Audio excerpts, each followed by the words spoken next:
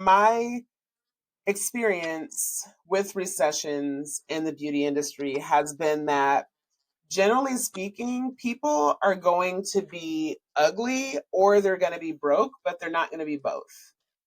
So when I looked it up, it was called the lipstick theory. And lipstick theory suggests that during an economic downturn, consumers cut back on larger purchases and maintain or increase spending on smaller luxuries like makeup, skincare, and salon services.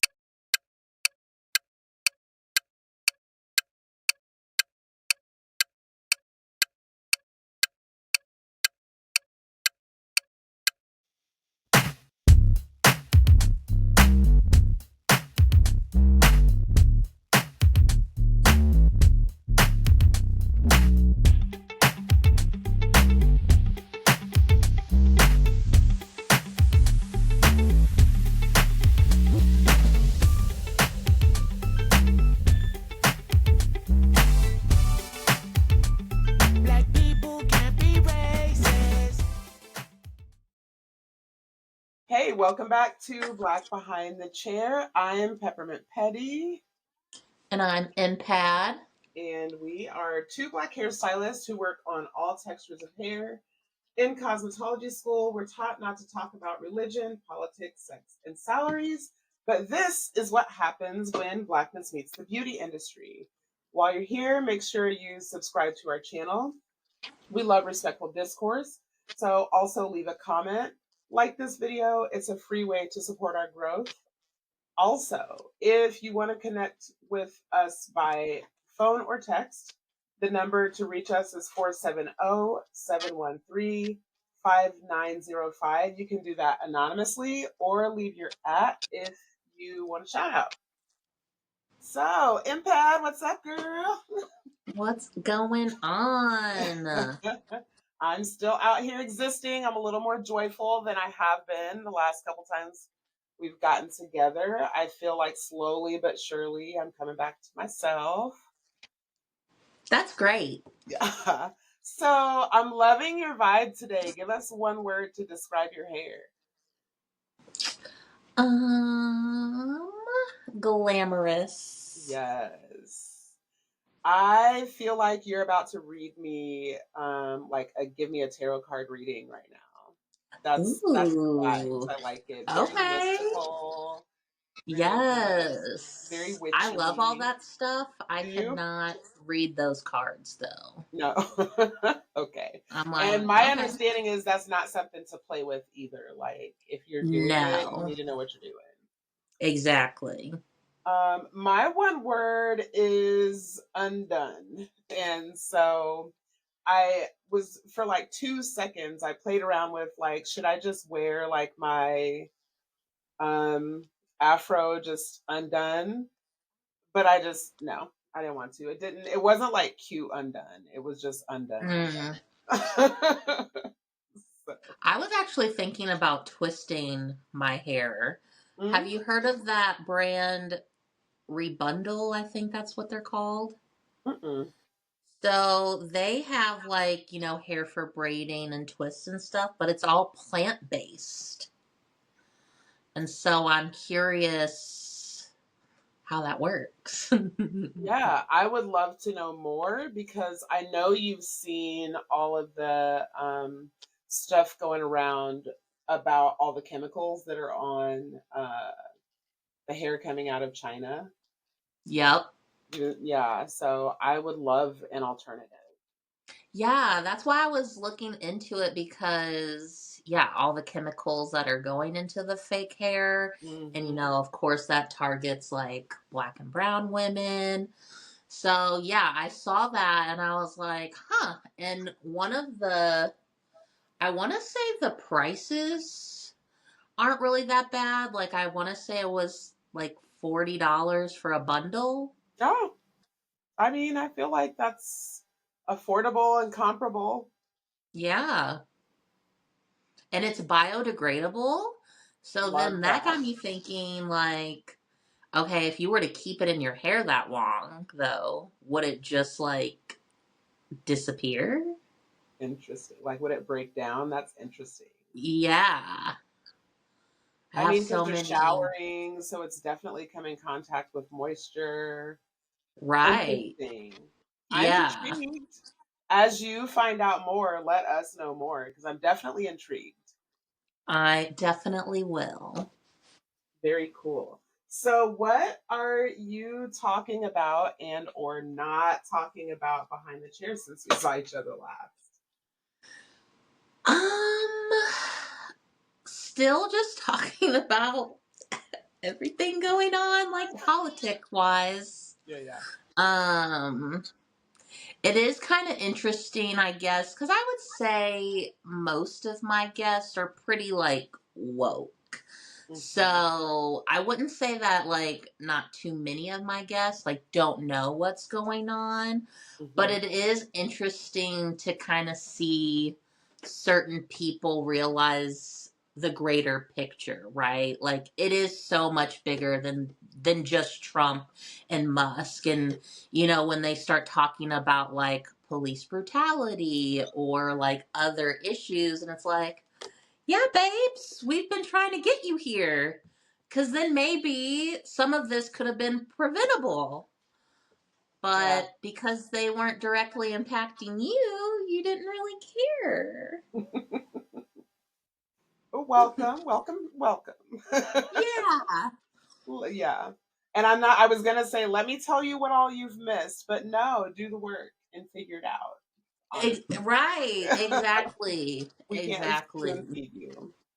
Chop, chop. Yeah. And I think, like, me personally, I've been kind of like, should I continue to educate because it does bother me so much? Or should I be like, nah, like, this ain't really my battle?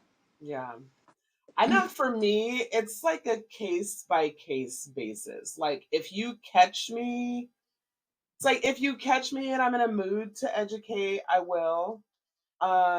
Or if you're just really fucking ignorant and you say something that triggers me, sometimes it just comes out because I'm triggered. Like, actually, Mm-hmm. these are all of the reasons that you're stupid, kind of it, you Mm-hmm. know. Mm-hmm. And then some days I just don't have it. And so I'll literally just sit and smile, just like, Yeah.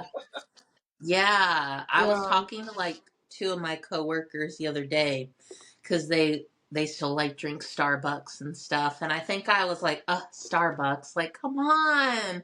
yeah, And they were just kind of like, well, where else are we supposed to go? And me personally, I'm not a coffee drinker. mm, So, like, I really never went to Starbucks. I think I maybe have been twice and I got teas. okay, Like, I didn't even get like coffee or anything. yeah, So, and I know like everyone drinks coffee, right? So like I get Starbucks is like a big thing, and I'm like, isn't there local coffee shops that you can go to?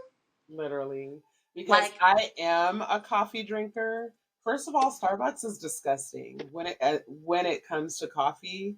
Their coffee is not even delicious. It's honestly, it's like to me, it's like a thing where it's like a status symbol, like to come in with your Starbucks coffee and your whatever those mugs are that everybody's obsessed with, and you've got your UGG boots on, and you know what I mean? Like it's all about mm-hmm. like personal branding. I think having that Starbucks cup is like a personal. You're not drinking that shit because it tastes good. You're just not. It's not good. Yeah, It's not good. And on right. top of that, there are a million other coffee shops to go to. Even Dunkin' is not, as far as I know, as trash. Like go to Dunkin'. They're as Mm-hmm. available as Starbucks, if not more. Yeah. So like going, it's a choice. Is all I'm Mm-hmm. saying. Like Yeah. it's a choice. Like Mm-hmm. say that you don't give a damn without telling me you don't give a Yeah, and I was just because I think one of them brought up, well, when they were boycotting, like they lost millions, and it's like, yeah, but like a big company like that can afford one bad day. You know what I mean? Like that huge boycott that happened, like when was that, last Friday or something like that. I don't want to, like, diss anyone. Like, I think that's a good start, right? But again, Yeah. Target can afford to miss like one bad day. So, like, that's why you got to keep it going so they can, eventually, they won't be able to afford all those bad days. Mm-hmm. So, Mm-hmm. Facts. Okay, so happy Women's History Month to all who celebrate. So we definitely have several pieces of content specifically pertaining to women. But the first thing that I wanted to, I put it in our, like in our, what do you call it? Our document, our group document. mm, So I wanted you to mhm. react to this video. I'm not going to play the whole thing, but this is actually a conversation that my husband and I had a few weeks ago. And then this podcast, I love this podcast. So the podcast is called Waving the Red Flag, and it's actually, shockingly, it's men. It's a couple, three, four men, and they just talk about all types of topics. But they're as unproblematic as you can be while being a man, right? Like they really like interrogate the whys and the hows and about behind their thoughts. So I came across this on their podcast and I wanted to share it with you and get your thoughts. It's something because it's become a flashpoint phrase, slogan, whatever, that I think a lot of people either misunderstand or willfully misconstrue. When I say the term believe all women, Nah. I'm so glad you asked that, because that, first of all, that phrase does not come from me or the Me Too movement. okay, I do not subscribe to the phrase "believe all women." That has been ascribed to me. I've never said it. I say believe survivors. As a Black woman, I would never, in America, I would never say believe all, ever. It's ridiculous. What we were saying in the beginning is believe survivors. The reason why we say believe survivors, and what that means is start from the premise that survivors are telling the truth. I'm going to ask you to culturally translate something and tell us what it means. Because for years, when survivors came forward, we were not believed. And if you start with the premise that survivors are telling the truth, that means that you will investigate thoroughly, right? And you will start and you will give them the space that you give a person that you believe, right? That means that you will say, okay, if I believe you, then I'm going to take you seriously. I'm going to go through all the proper channels to make sure you get the resources that you need, that you get the investigation you need. We didn't get that. If you don't believe me, you're going to dismiss me. You're going to try to undermine my story. You're going to try to bury me, right? All of those things. That's what you do for a person you don't believe. So when people say believe survivors, it doesn't even mean diminish the other person and demonize the other person. It means take me seriously. Believe me and take me seriously. That's what survivors are looking for when they say believe me. Now, believe all women is because it's ridiculous. So, thoughts? I don't think she's wrong. And I mean, like, history has showed us, that certain women do lie about situations. And, you know, people are wrongfully convicted of things and can die because of that stuff. And I am someone who, like, I pride myself in, like, I'm a girl's girl. I want to believe all women and, like, support women, but, like, some of us are a little out there. And with some people's actions, it makes it hard to be like, well, I'm gonna support you just because you're a woman.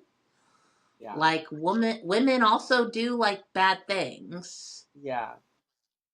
I So to be clear, I am a married woman, and also I am not a married woman who, like, my husband is my entire personality.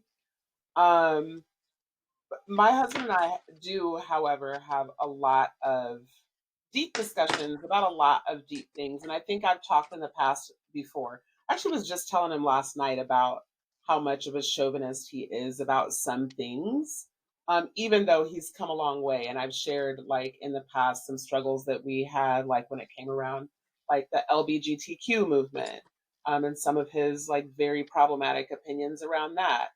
Um, and so I don't remember if I talked about it on the podcast, but a few weeks ago we had like a really, really, it was an argument. Normally we just like passionately debate things, but I like was really pissed because I said something about believing all women and he was like, absolutely not. And so it took a few days for me to like, I had to step away and like gather my thoughts because I wasn't going to say anything productive, like at this point. And we actually just touched it. We talked about it again last night, and I really appreciated coming across, and that was Tarana Burks, who's the founder of the Me Too movement. And, you know, I appreciate her. I appreciate the Me Too movement because obviously it's necessary the Me Too movement comes out of a space where women aren't believed, right? Or people aren't believed. Um, and so clearly it was necessary.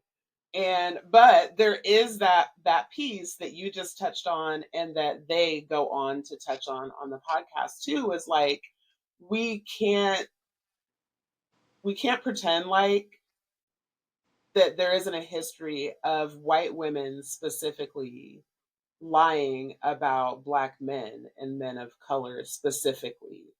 And so to say believe all women is insane. And then I don't know if you saw, and I want to say the girl's name is Denisha, maybe. So there's two different stories going around. So there's one girl, the woman, did you see the woman who like created the um, text message chain? And it was basically like her boyfriend of 5 years.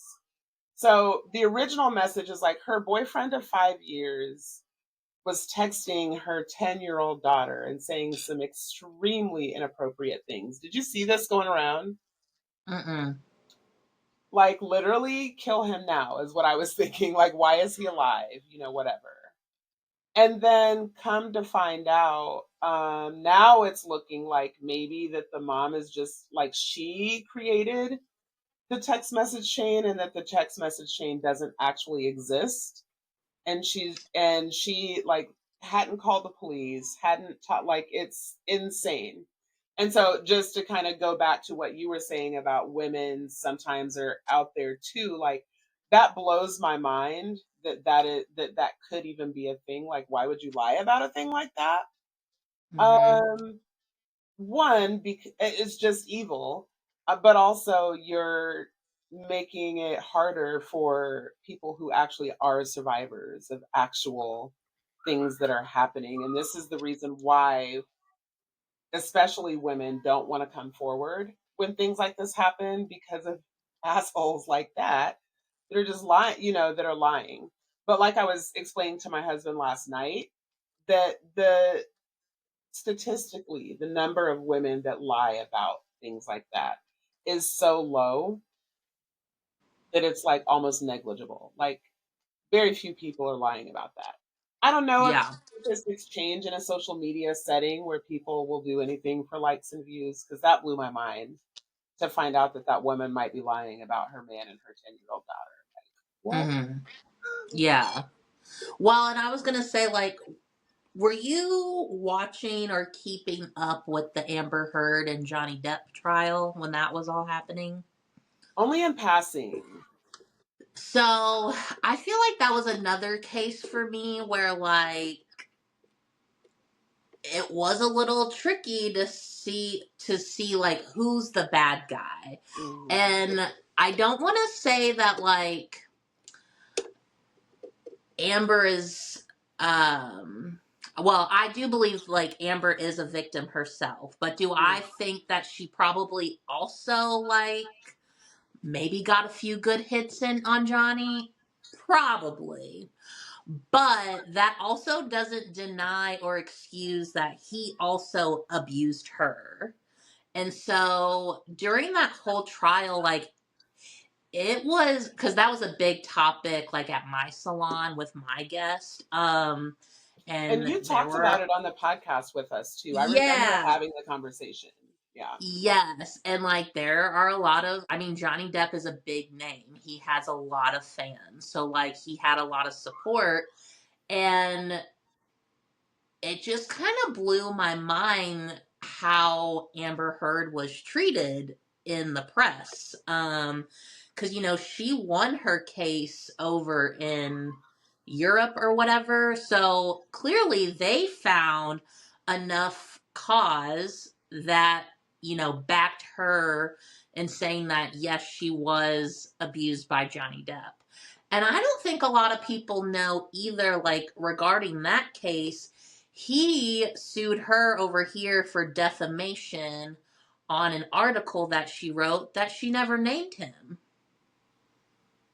All she said in the article was, yes, that she has been in an abusive relationship And the with hit a dog high collared. profile, yeah, with a high profile actor, and everyone, you know, chose to believe his side of the story over hers. She never name dropped in that whole article. And then he came out and was like, well, she was talking about me, so I'm going to sue her for defamation. And also, a lot of people don't know because I thought it was kind of weird where the trial took place because it was like in North Carolina or Virginia or something. And Yeah. I just remember being like, do they even live there? Like, why is this case happening there and not in California or New York? And it was happening in that state because the laws would have favored Johnny Depp's claims over Amber's. If that case would have happened in New York or California, Amber would have won. And so what are we doing? Yes. So That's crazy. they were asking the question, no, very much so. And I do remember that detail about it. The reason it was happening in North Carolina is because it was basically more favorable for him. Um, they asked the question, and I'm sorry, that was actually waving the red flag was reacting to an interview that Van Jones did with Tarana Burke. So Mm. my bad. That was my mistake. And Van Jones, if you remember, was the guy that like went off on Kanye when he said that slavery was a choice. Um, but they were asking the question like, is it so? If we believe all survivors, you know, so you have like the assumption of innocence until proven guilty. Um, is it like no matter how you look at it. So, is it okay that a few innocent people might actually go to prison for something that they didn't do because we're believing all survivors?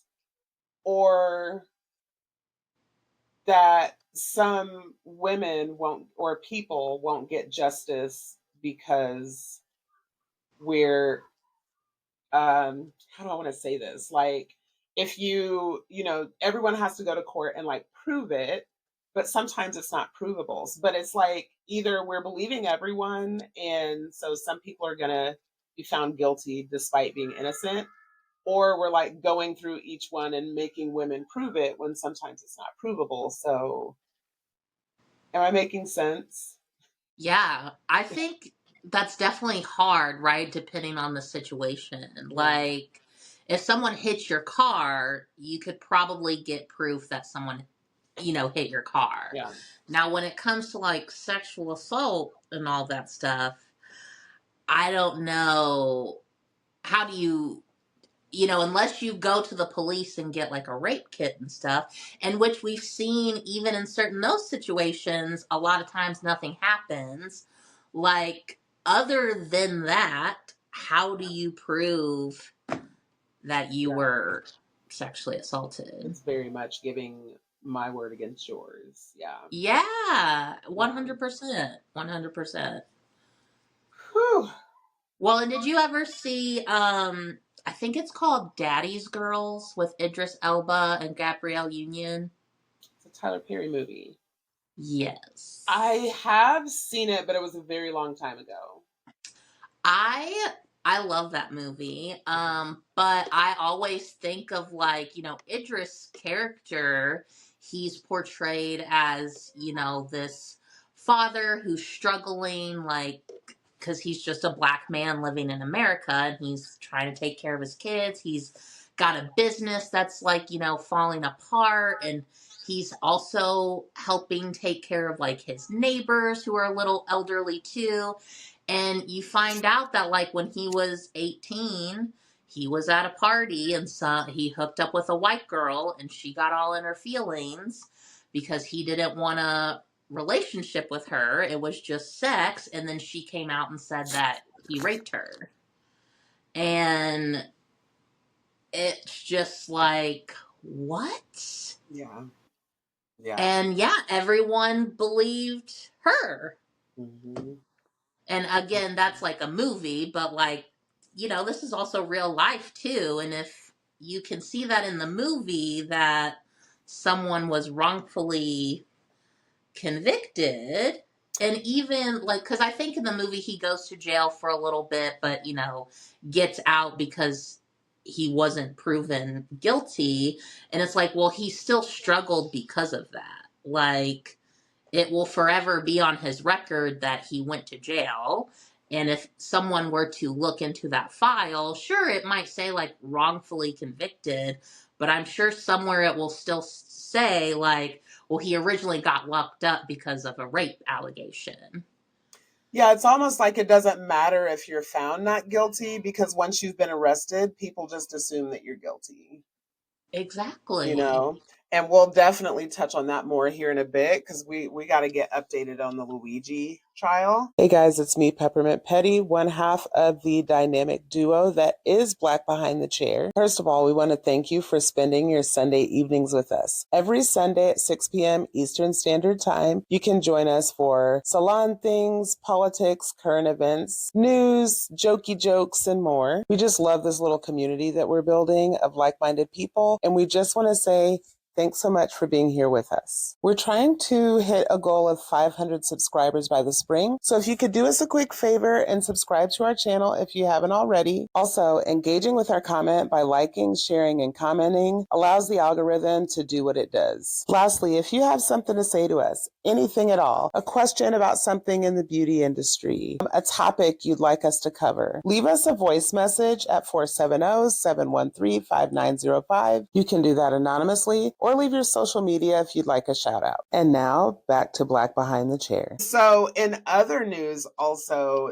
during Women's History Month, did you see where the Senate voted on a bill that would basically open the door to genital inspections on all young girls competing in middle and high school sports across the country? Did you see that? No, but It needed that's 60 so votes to weird. pass, and 51 senators voted yes. And all of this is there's literally under 10 athletes that are even attempting to compete. Um, and I mean, at the end of the day, what we know for sure is that men don't need to transition to harm women. So, like, I just Literally. don't understand why we keep doing this.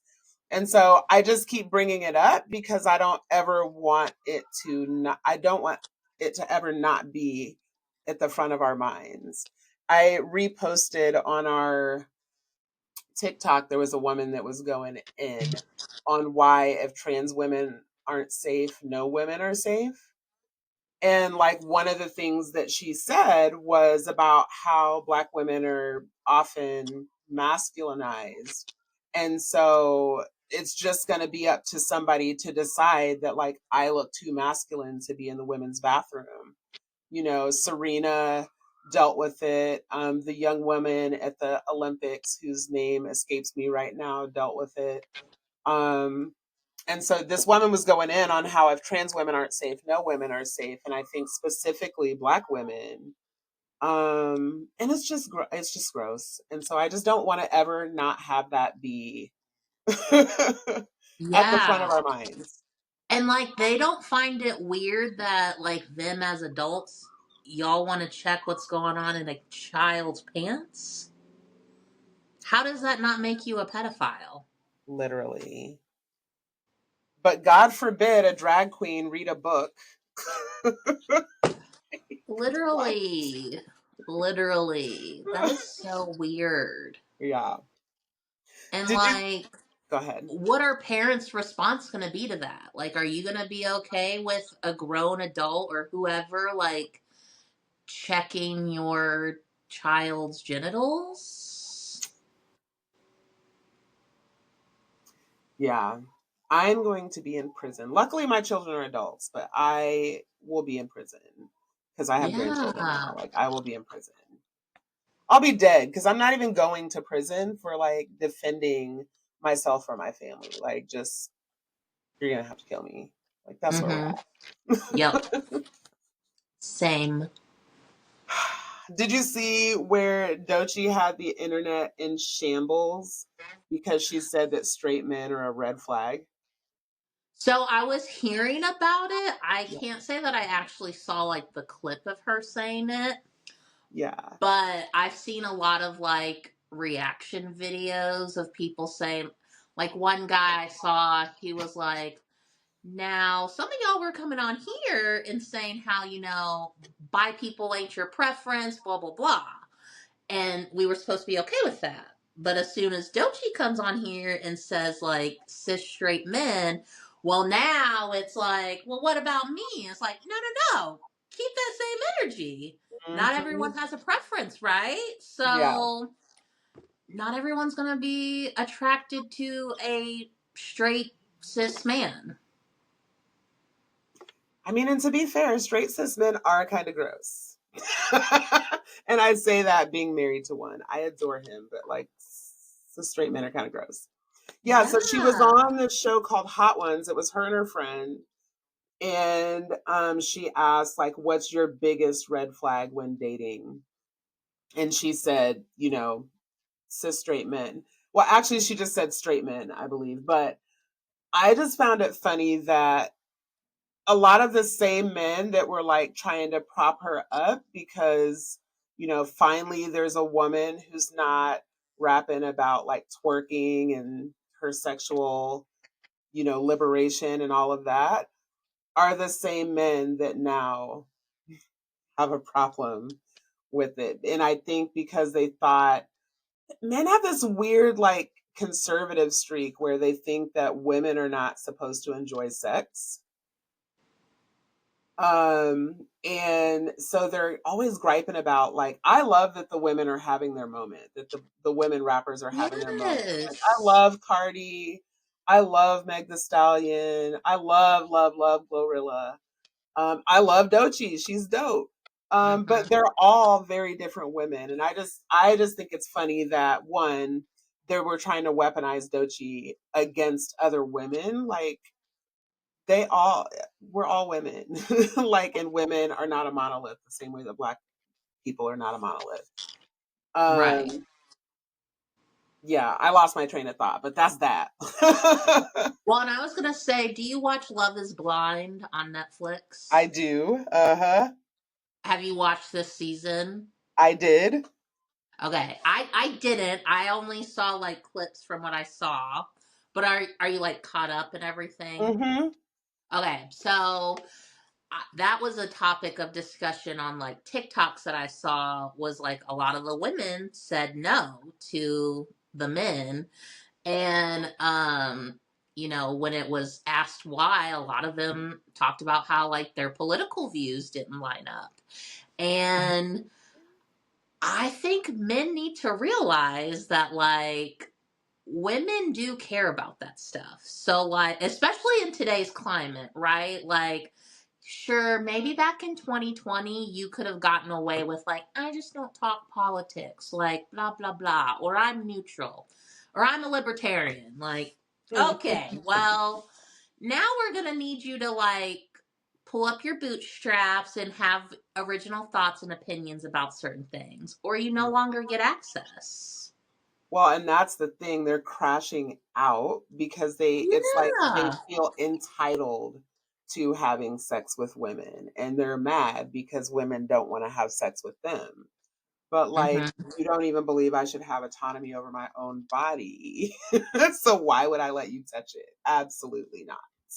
Immediately no. And like half of them you don't even know what you're doing down there. So First of all. like just no. No. Yes.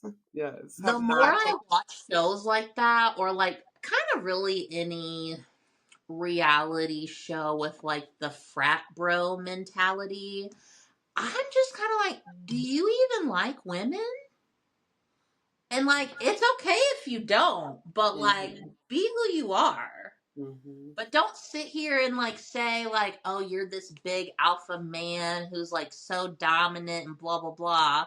And yet, as soon as a woman turns you down, you're calling her mid, ugly, fat, trying to get a reaction to justify like why you shouldn't find her attractive in the first place. Yeah.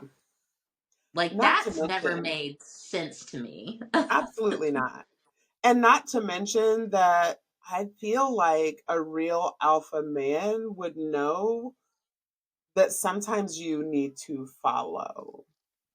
Like Hmm. leaders know when that they're not always going to lead, that sometimes it's appropriate for them to follow. Real leaders know that. Yes. So when you're Yes. out here beating your chest, like alpha man style, like you're lying. I don't even believe you. Because an alpha man would Mhm. never need to do Right. that. And, Jill Scott said it best. She said, if you can tell me what to do, then you can tell me what to do. But if you can't tell me what to do, then you can't tell me what to do. And, Period. like, yeah, you just, like, pounding your chest or, like, getting in my face and yelling, babes, my dad was doing that at, like, 5 years old. I'm going to need you to step it up. Yeah. Like, and also you're not threatening, at least to me. Like, Yeah. I know it's different for like every now, and I'm like a bigger girl, like I'm 5'6.5". Like I got some meat on my bones. Like I'm not a skinny little girl. So if you're gonna talk to me, like I hope you come prepared, because I'm not bowing down to nobody. Mm-mm. Mm-hmm. If anything, you're gonna bow down to me. Period. Allegedly. Talk to me about self-care as capitalism. So, and not to say like obviously for our listeners, I want to say like therapy is important. So, not saying that you shouldn't be going to therapy if it's helping you. But I was like thinking, for me personally, a lot of my issues that I have that kind of send me into a mental health crisis every once in a while. For me, a lot of my issues would be solved if we didn't live in a capitalist society. For me personally, like if I was able to afford groceries, have affordable health or universal health care, um, maybe a cap on like rent increase and everything, a lot of my problems would be solved personally. Um, and like I saw a map the other day of it was all these countries lined up and how many hours you would need to work so you wouldn't be considered like poverty. And in America, it's 80 hours. And of course, we are like the highest. Um, and I want to say like the lowest that I saw was 14 hours. and I think that was in Japan, maybe. I'm not 100% sure, but I was like, imagine only having to work 14 hours and you're safe from poverty. Yeah, like your basic needs are met. And that was my first thought actually when, so like I said, I figured it could go a couple of different ways. Um but my first thought was that most people don't really need therapy as much as we need just relief from systemic oppression. Hmm. Like if we weren't forced to like every waking moment be thinking about how like literally just if we had more money, we would be less depressed and anxious. Absolutely. Well, and I try to tell people too, like, why do you think when schools, you know, don't have enough funding or whatever, why do you think the first thing to go is like arts and music? Because that would distract you from an 80-hour, week to keep you out from poverty. And yeah, that's why I've been like, I don't know. Do I educate people and like tell them like, hey, like the American government is just laughing in your face. And like, and I was even looking up like with the whole taxes and stuff, because I know it's different for like each state. Like I know not all states have to pay like personal property tax and like all that stuff. So I looked up like for the average American, what's the individual like income? And it's under $40,000. Yeah. For the, I guess, like two income household, that was like around $70,000. So either way, like under $100,000 for the average American's Yeah. income. So then I was looking up like, all the taxes you pay, because sometimes, at least for me personally, when I'm looking at my pay stub and like seeing, federal taxes, state and whatever tax, sometimes it doesn't seem that much is being taken and certain paychecks, right? And um but then I think people don't realize like, well, that doesn't include like your personal property tax that you owe at the end of the year, the taxes that you're paying when you go to the grocery store, just also personal property tax is wild to me. Why am I paying taxes on something that I already own? Yeah. No, and I think it's wild that if I pay taxes, I'm not allowed to write that money off on my taxes. What? So what? Yeah. So I So have then to I was pay taxes on money that I paid in taxes. mhm. Yeah. Yeah. Well, then I was like looking up, of all the taxes, like much of like much is your percentage of your income like going to taxes, and it can be up to 35%, like altogether. So then it's like, well, if the average American person is making under $40,000 a year and 35% of that is going to taxes, what are they getting out of that? Because we don't have affordable health care or universal health care. People are literally living paycheck to paycheck and don't know if they can afford, groceries or whatever. And that's where your taxes should be going to is, public education, the infrastructure, and clearly it's not. Yeah. Clearly So it's not. why, and also, you're telling me if I don't pay it, and I'll be quite honest, my income for 2024 was like $51,000. So, like, I'm above, the average American, but like, okay, 51 compared to what? 250,000 or something, like, I'm paying more taxes than probably like Elon Musk Oh, for sure. Without a doubt. or like any of those billionaires. Without a doubt. Yes. And that's Yeah, I crazy. just did the math. So if you made $40,000 and paid 35% in taxes, that's $14,000. That leaves you with $26,000 for the remainder of the year to live off of. 26,000 gives you basically a little over $2,000 a month. Most people are paying that in mortgage alone Alone. or rent alone. Alone. Mm-hmm. That's Yeah. insane. That's insane. Yeah. And I think like again, America has done a great job of making it seem like, history and just like politic talk in general is boring and all that stuff. And so it got me thinking, because I think I've talked about the Federal Reserve a little bit, because that's who like prints or gives us the money.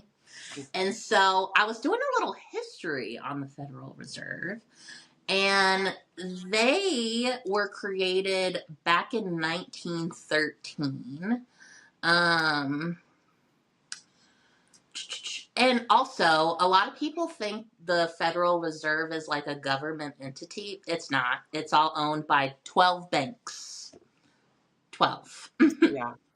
Have you ever seen um, have you ever seen Zeitgeist? no. It's, if I'm not mistaken, it's Zeitgeist. I believe it's a German word. Um it's an old movie, but it's broken down into three parts.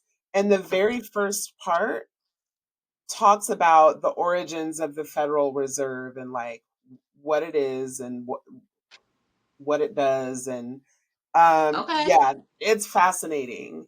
I forget what the second part is, but then the third part is basically about how 9/11 was an inside job and like they break it down. But that very first part, it's all about the Federal Reserve. Your mind will be blown. Yeah, like my And you mind is can watch it already. free on YouTube. Okay, good to know. Yeah. I will check that out. Well, then I was thinking, like, when it was created, it got me thinking, well, what else was going on in 1913 that they were like, we have to get this under control? And so, of course, everything that I was like looking at didn't like come out and say, like, oh, well, the Federal Reserve was created for these specific reasons to block out like these specific people. But we know that that's why it was there. Mhm. So, what was happening in 1913? Bankers wanted more control because the US economy was growing, but financial panics, like the panic of 1907, scared big banks. Instead of fixing the system to benefit working people, the richest bankers pushed for a central bank that they could control, which is what we have today. The wealth gap was widening. Industrialists like Rockefeller, JP Morgan, and Carney Carnegie were making billions while regular workers struggled. Women were fighting for financial rights. Black people were building wealth despite racism. Immigrants were rising, and the LGBTQ communities were becoming more visible. And it's like, so that's also what was happening. And then our government was like, well, this is a little too much because who was the president at that time? Woodrow Wilson, I think. Mm. And he's, like a racist. So, Mhm. I mean, yeah, I feel like pretty much all of them have been racist now. 100%. 100%. Yeah. And so I might like do little videos, like kind of going more into about those topics, but really it's the Federal Reserve, the military industrial complex, the CPD, which is the Commission on Presidential Debates, and the media. That's pretty much why we are the way that we are. And if we No, could for get sure. those four things figured out, we For would be sure. fine. For sure. Yeah. And the media, I know the media is just the propaganda wing, right? Like, Yes. Yep. and they're doing a Because great all job. the media that we see is owned by six corporations. Yeah. And some of those are, if you say six corporations, but some of those corporations are probably owned by the same people, right? It's a very small group of people that control everything. Mm-hmm. Yep. Exactly. So, and so I love that. I love that you're going to make those types of videos. I think they're necessary, and I know how you are about your research, so I'm excited. I look forward to those. Hey, I see you scrolling for a new podcast to follow, and let me recommend you one. I'm M-Pad, one of your co-hosts for Black Behind the Chair. And imagine this, salon gossip so juicy it feels like you're actually in the chair, with pop culture takes that actually make a little sense. And a sprinkle of politics because I know being a black, queer, fat woman in America is always up for discussion. So, what are you waiting for? Hit play on Black Behind the Chair and join the conversation. Trust me, you won't want to miss it. So we wanted to touch on how tariffs and higher prices affect the beauty industry, what the 2025 trends will be, Recession Brown, which is hilarious to me. Um, yeah, so I feel like those things kind of all go in together. Yeah. Um, so when I saw those, the first thing that came to mind for me is that, I've been doing hair for 30 years.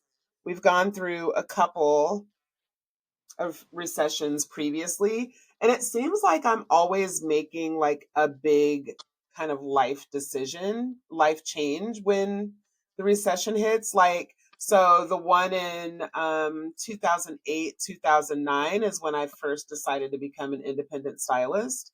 So Mm. I left a very well paying job with benefits, with no notice, and decided that I was going to open a salon in a strip center. Like, insane. And I had signed a non compete agreement, so I couldn't tell anybody where I was going. And that is, of course, when we were bailing out banks and all of that stuff. So I already knew this, but I did some research because I wanted to understand like why it happens the way it does. But my experience with recessions in the beauty industry has been that, generally speaking, people are going to be ugly or they're going to be broke, but they're not going to be both. So when I looked it up, it was called the lipstick theory. And lipstick theory suggests that during an economic downturn, consumers cut back on larger purchases and maintain or increase spending on smaller luxuries like makeup, skincare, and salon services. Mm. So,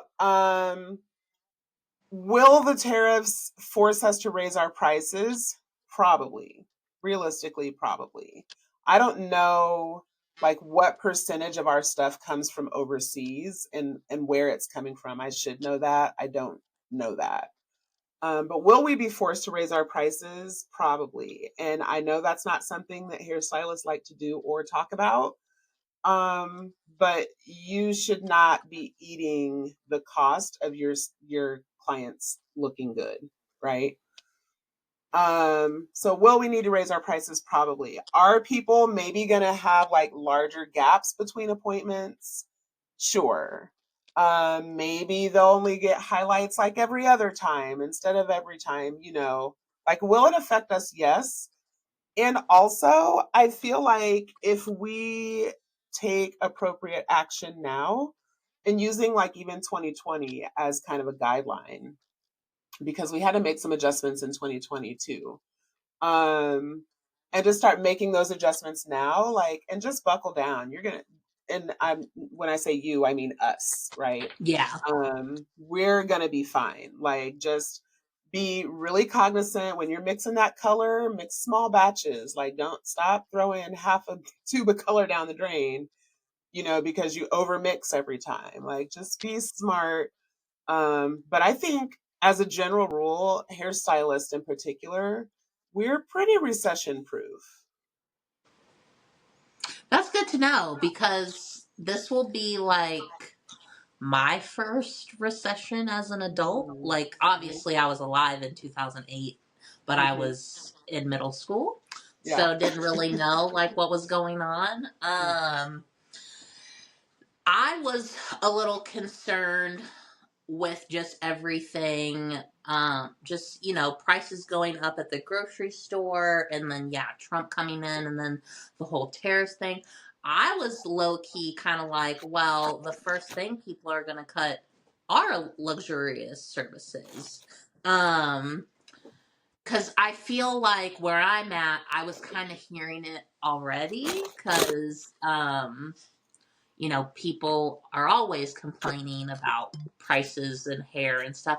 And sometimes, like, when people are like $90 for a haircut, and I'm like, well, my shears alone cost like $500. This blow dryer that I'm using, another $500. Like, I probably have spent thousands of dollars on my tools, and you're Continued gonna complain? education. Like, I'm Yeah. flying to Baltimore in May for a hair show. It's a 3-day hair show. So I need a hotel room. I got to eat every day. I had to buy the ticket for the hair show. Right. All of that costs money. And I would encourage hairstylists to feel less of a need to, like, justify your pricing. Like, you're either going to pay it or you're not. Great Clips is right down the road. You know what I'm saying? Like, Literally. you don't have to come here, and I'm not going to justify my pricing for you. Like, there's a reason that you're here. You know what I'm Mhm. saying? And Mhm. at the end of the day, getting your hair done is a luxury. It's not a need. You're not going to die if your highlights grow out.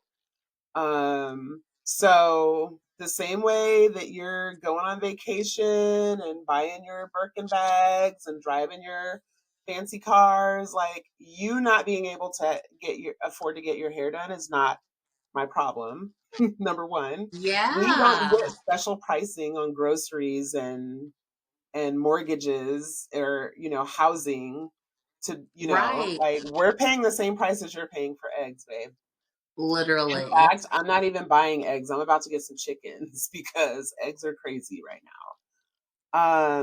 But Yeah. yeah, I would encourage stylists, like I said, don't feel the need to explain yourself, because that is just people trying to guilt trip you, because people will do that, but that's Mhm. not your concern. This is the price. You can pay it happily, or you can move Yeah. on and make space for somebody who actually appreciates me and my work. Absolutely. 100%. Yeah, because I get annoyed with like certain groups on Facebook that I'm a part of, and like people will, be in there. They're like, "Oh, I'm in need of a haircut, but I'm, on a tight budget and blah blah blah." And I get that. Like, I know people are struggling and everything, but it's also like, well, if you don't want to pay $90 for a haircut, you only want to pay $20 for a haircut. Do you think I can go to my landlord and say, hey, I had someone and they didn't want to pay my full price, so I only charged them this. Can I pay you this certain amount of rent because that's all I have? No. They're going to look at me and laugh and say, well, if you don't have it, we're going to charge you a $50 late fee. That part. So, That part. And like I said, what I know for sure is people are going to be ugly or they're going to be broke, but they're not going to be both at the same time. So people will come and get their hair done. Um, you know, stand your ground. Stand your yeah, ground. You're one, going to be fine. Yeah. 100%. Yeah. This recession brown though is hilarious. What is that? I think it's just like, do you remember like Cowboy Copper and like Yes. just those crazy names?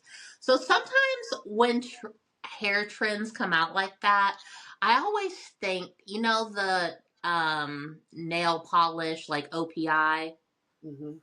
and how they always have like crazy fucking names for their Yeah. products.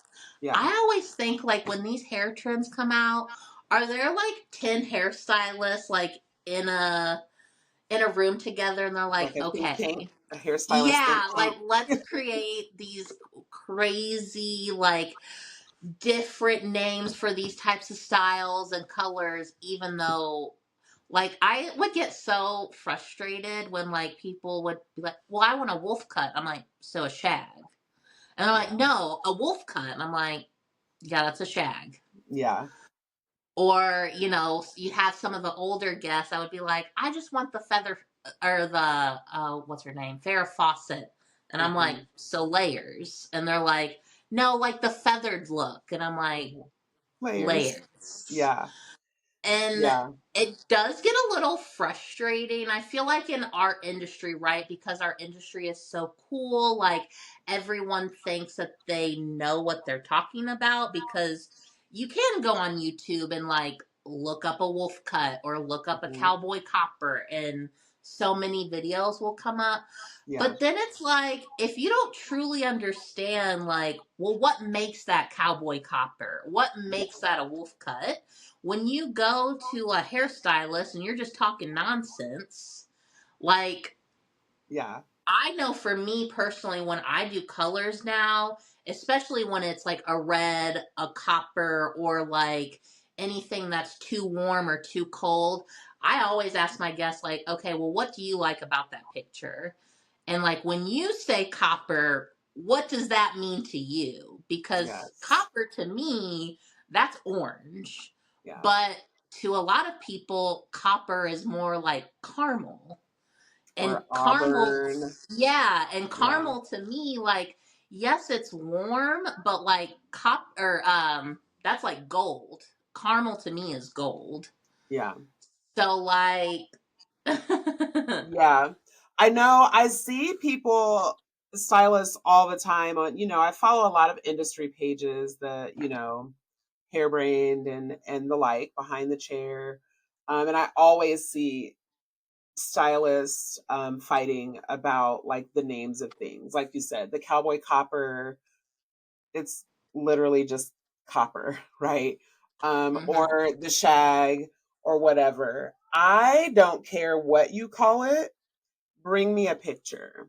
Because even like at the end of the day, I'm not a mind reader. And I just feel like as a hairstylist, my job is to make you feel heard and understood and safe with me doing your hair. So I spend a lot yes, of time on my consultation. I sometimes spend more time on the consultation than actually doing their hair. mhm, um, and bring me pictures. And then when they bring a picture, especially if it's a picture of a color, I will zoom in on the picture and go, because most, especially if it's on the internet, or I hate when they bring AI. I don't tell them that, but I do always point out that it's AI. But I will zoom in on the picture because they're almost never just one solid color, right?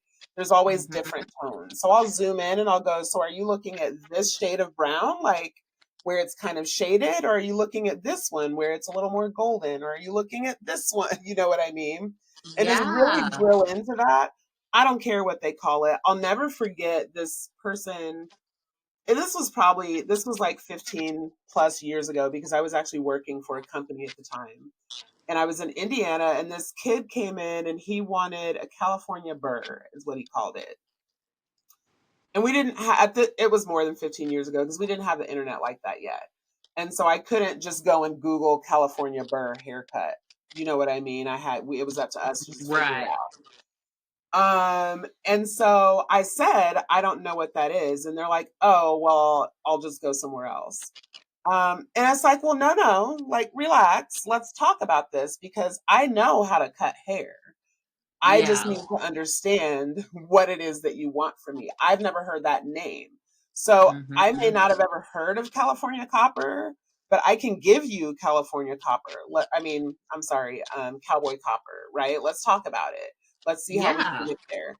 I don't know. I have no idea what a California burr is, but let's talk about it. I know I can get you there. Because the reality is there's what, like six, maybe eight different haircuts, if that, right? Right. And they're just varying degrees of length or elevation or whatever, but like there's really not that many haircuts. Mm-hmm. Um, so I just find that communication is key. I let them call it whatever they want to call it because it makes them happy. I don't give a shit. Like, let's Mm-hmm. just figure out. But when you call it that, now I'm gonna marry you and call it that too. You know what I mean? Right. Because Yeah. whatever. It makes you feel Mm-hmm. good. It makes you feel heard. Turns out the California burr is literally like a buzz cut with like a number one, but disconnected bangs. That shit is ugly as the fuck. Mm. But we got it Doesn't done sound and they cute. loved it. Doesn't sound cute, but I'm sure It you was slayed Indiana. it. There's a few of my guests that I know are spoiled, and I've even teased them like, if I stopped doing hair tomorrow, like, what would you do? And a lot of them are like, I don't know. Like, Yeah. and I've even asked, like, if you had to go, like, somewhere else, or like, sometimes I get into my little sick spells. Like, are you going to wait for me, or are you going to go somewhere else, or have someone else do your haircut? And if so, whatever. But, like, would you be able to tell them what you wanted? And a lot of them, they can't. And they're like, so one of them, he's a teenager, and I just like to tease him because I'm like, you're going to be an adult one day. You need to be able to describe to other people like how you like your hair. But some of them are like grown ass adults and wouldn't be able to tell another grown adult, this is how I like my hair. Yeah. I've even had spouses call my phone and say, this is how I like my husband's haircut. Ew. Yeah. Huh? Yeah. Your husband can't tell me that? Yeah. Yeah. No, for That's sure. crazy. No, for sure.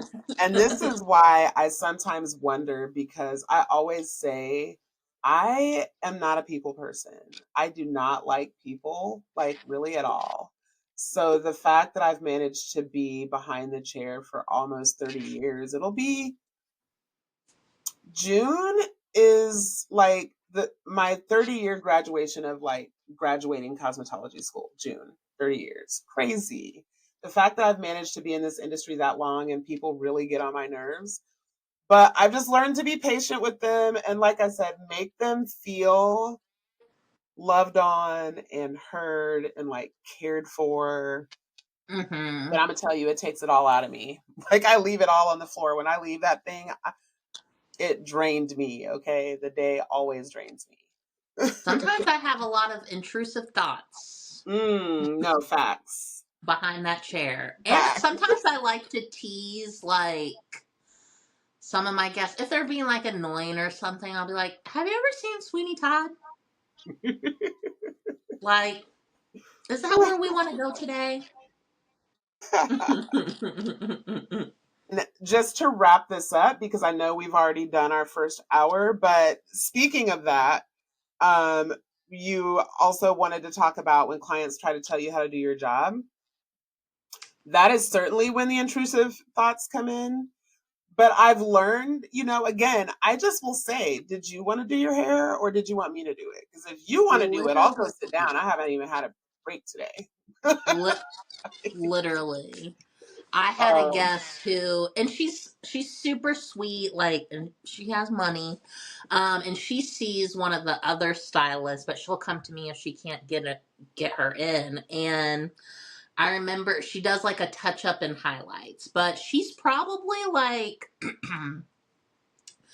a level 6, and our level 6 in Aveda, because it's 6 in, so it can sometimes look like a 5 or a 4, depending Yeah. on like how long you let it sit on. And then she wants like level 8, level 9 highlights. And so, sometimes it's hard for bleach to eat through that root touch up without it being brassy. So I remember like, and those guests always make me just a little nervous anyways, because I know like they don't want to see the brassiness. They just want it to go from brown to blonde, like a seamless blend. Hmm. And her hair, like her gray hair is pretty resistant too. So like that's another thing, making sure you're putting enough root color on there to fully saturate it.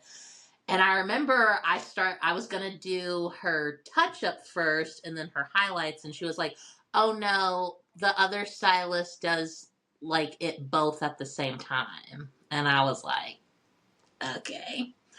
And like she was pretty adamant on me doing it that way. So I Hmm. was like, okay. Yeah. And so I did it and it was fine, but it was just like, Yeah. maybe Yeah. you should have waited for her then, huh? Yeah. If you want her to do it her way, yeah, for sure. Yeah. Yeah. That's funny. And I also I do it that way too, just because it saves time. You Versus having to do. highlight, having to color and then highlight and then now I got to fight the brass. Yeah. So, but So yeah, if your you stylist do does it it the way you like it, then go see your stylist. Why are you torturing me? right, right. So sorry, did you say you do it like touch up and foils at the same time? Mhm. Yeah. See, I've done that a few times on other guests, and maybe I'm not neat enough. I don't know. Sometimes I feel like I wasn't really doing a good root touch up because Mm. I couldn't, like, I don't know, maneuver it between, like, the foils and where the bleach was. Yeah. I literally do it. So I always say that placing foils, especially foils with a root touch up, is kind of like figuring out a math problem. Because you have to figure out like how am I going to place these where I'm moving the foils as little as possible because we don't want any bleeding. And then I'll lay the foil and then I touch up the root in between. I mean, touch up the root and then lay another foil. So it's not that I'm like putting all the foils in and then going back and lifting foils because I want to move those foils as little as possible. You know what I Right. mean? Hmm. But also, I don't use a color line that continues processing. So, like, once the processing is done, now the color is just like kind of sitting there, but it's not continuing the process and getting any darker, if that makes sense. Hmm. So, yeah. Yeah, I am excited because that's how Aveda's Demi, well, the old Demi line was. Like, you could leave that shit on for a long time and it would just get darker and darker and darker. And I'm talking like 3 levels, That's like pretty crazy. dark. Yeah. And That's so now they reformulated it to where it's not supposed to do that anymore. So I good. will be curious to see, like, when we get the new color, like how that will look. Because I use dim eye on my hair just because I'm so gray. And Mhm. I know one day, like, I'm not going to want to color it anymore, but I don't want Mhm. to have to, like, chop off all my hair or Mhm. just have that awkward grow out. So I'm hoping, like, once I just stop coloring it, it's all just going to fade out and I won't have to, like, deal with that grow out? Yeah, yeah. So, yeah, I'm excited. That's a wrap, but the movement marches on. Black Behind the Chair isn't just a show, it's a statement. We're M-Pad and Peppermint Petty. challenging you to be your most authentic, unfiltered self, both in the salon and beyond. Keep shaking the table and breaking the mold. Until next time, power to the curl. Cheers. Cheers.